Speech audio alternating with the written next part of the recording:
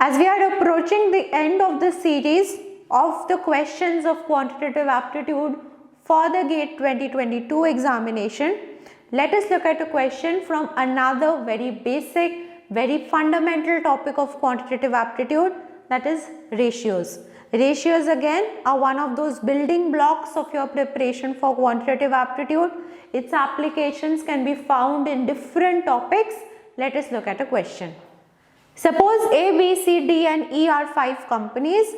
The profits made by A, B and C are in the ratio 9:10:8, while the profits made by B, D and E are in the ratio 18:19:20.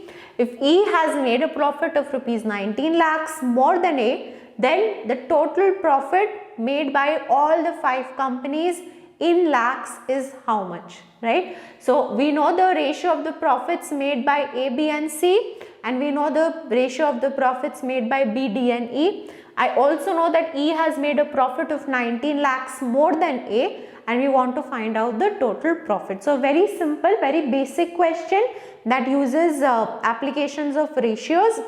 So pause the video, give it a try, and once you have found out the answer, you can cross check it with the solution. So let us look at the ratios that have been given to us.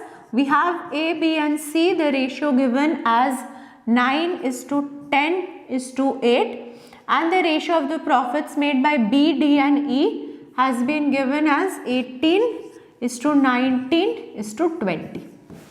Right?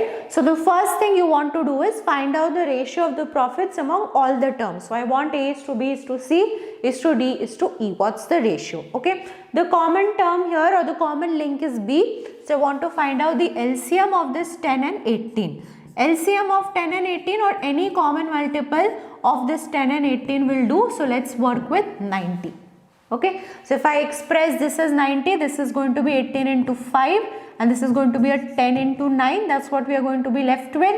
So my final ratio will become, if I look at A, B, C, D and E, what will it become? A will be 9 into 9 is 81. B is going to be a 90. C is going to be a 72. 19 into 5 is a 95. 20 into 5 is a 100. So this is the final ratio that we will be having. Ratio of the profits. Ratio of the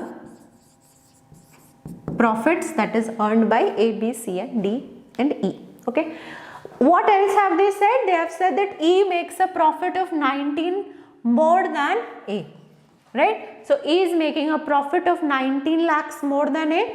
That means this 100 minus 81 is going to be equal to 19 lakhs. If I take the constant to be anything, take it to be K. So 100k minus 81k is going to be equal to 19 lakhs, and that gives me the value of k, right? So let's find that out.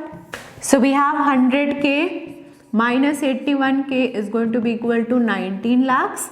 So this L is lakhs, okay? Not any other constant. So this is going to be a 19k is equal to 19 lakhs. So k is equal to 1 lakh. Good number, right? So what else do we want to find out? I want to find out the total profit. How can I find out the total? If I add all of this up, it's going to give me the total. As simple as that. So let's add it up. We are going to get 171, 271 plus a 72 and a 95, right? So 3 plus 5, 8. 14 plus 9 is a 23, 438. So 438 lakhs is going to be the total profit, which is nothing but option number C. And that's all there is. So the only thing that you really needed to know is how to equate the ratios. When I have A is to B is to C and I have B is to D is to E, how do I find out the ratios between all of the 5 terms in one go?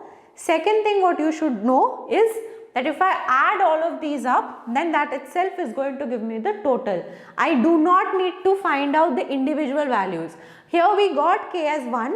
If we would have got K as any other value, if we would have got K as 5, 7, 9, whatever, there was no need for you to multiply 9 to all of these and then add it up, right? You could have just found out the total by adding all of these ratios. and then multiply this final product with a 9 or a 5, whatever value of k you would have got, and that would have given you the total amount, right? Fortunately for us, k here is a 1, so our calculations became even more easy. So here's the practice question for you. It's a bit lengthy, but trust me, it's very easy. A stall sells popcorn and chips in packets of 3 sizes: large, super and jumbo. The numbers of large, super and jumbo packets in stock are in the ratio 7:17:16 for popcorn and 6:15:14 for chips. So if the total number of popcorn packets in stock is same as that of chips packet, then what is the number of jumbo popcorn packets and jumbo chips packet in the ratio? So you want to find out the ratio of jumbo popcorn packets and jumbo chips packet, right? So the options are 2:1, 3:4, 1:1 and 6:5, right? So it does seem a bit lengthy, but it's very interesting, very easy. Give it a try. Leave your answers and solutions in the comment section below. I'll see you tomorrow with the last question of our series of quantitative aptitude for GATE 2022. Take care.